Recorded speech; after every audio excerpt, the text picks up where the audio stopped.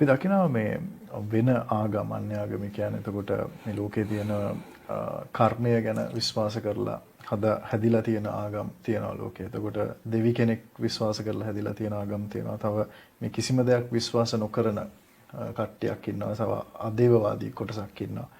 ඉතින් මේ හැම එක්කෙනාම ගොඩක් විශ්වාස කරන දෙයක් තමයි මේ තමන් කරන දේ මත තමයි තමන්ගේ ඊළඟ ජීවිතය හෝ මොකක් හරි යන ආත්මය හෝ රඳලා පවතින්නේ කියලා.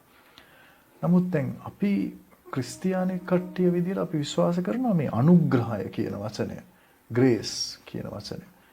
මොකද්ද මේ ග්‍රේස් එක කියලා කියන්නේ? මොකද්ද මේ අපිට තියෙන අනුග්‍රහය?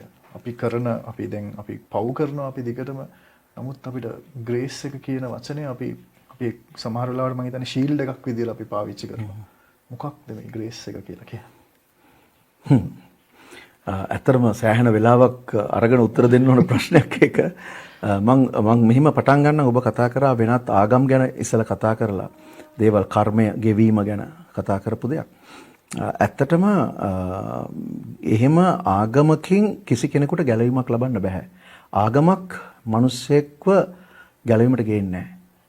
සම්බන්ධතාවයක් විතරයි ගැලවීමට ගේන්නේ. ඒ කියන්නේ යේසුස් වහන්සේ කරේ ඇත්තටම මොකක්ද දන්නවද? අපිට ගෙවන්න බැරි කර්මය උන්වහන්සේ ගෙවුවා. අපිට ගෙවන්න බැරි වන්දිය යේසුස් වහන්සේ ගෙවුවා. එතකොට ඇත්තට එතන ගෙවීමක් සිදු වුණා. යම් කිසි විදිහක ගෙවීමක් සිදු වුණා. පාපයට වන්දියක් ගෙවුවා. අපි නෙමෙයි ගෙවුවේ යේසුස් වහන්සේ. එතකොට අපිට තියෙන්නේ මේ යේසුස් වහන්සේ කරපු පූජාව සිහි කරන එක විතරයි. ඒක පිළිගන්න එක විතරයි. ඒකට ඇතුල් වෙන එක විතරයි. සමාවෙන්න. බ්‍රදර් කියන්නේ මේ අපි කරලා තියෙන පව් වලට අපිට ගෙවලා ඉවරක් කරන්න බෑ කියලා. කවදාවත් බෑ. ඒක ගෙවලා කොහොමද අපි ගෙවන්නේ? කොහොමද මොහොකටද ගෙවන්නේ අපි? අපි කරන යහපත් කොච්චර දේවල් කරත් අපි කරපු පාපේ එහෙමම තියනවානේ. මේකෙන් මේක මැකෙන්නේ නැහනේ. හිතන්න මගේ පාපය මෙච්චරයි තියෙන්නේ පොඩ්ඩයි. මම හොඳ වැඩ කරනවා මෙච්චරක්. කොච්චර හොඳ වැඩ කරත් මගේ අර මේ පාපේ තියෙනවනේ මම ගාව. නේ? එහෙනම් මම මේක ගෙවන්න ඕනේ. ගෙවලා කොහොමද මම ඉවර කරන්නේ? මොකෙන්ද ගෙවන්නේ මම? හරි. මොන විදියෙන්ද ගෙවන්නේ? යේසුස් වහන්සේ එන්න කලින් දෙවියන් වහන්සේ මාර්ගයක් හදලා තිබුණා සත්තුන්ගේ මාර්ගය. සත්තුන්ගේ පූජාවන් කරලා ගෙවන්න. ඒතර මං වෙනකොට සතෙක් පූජා වෙනවා.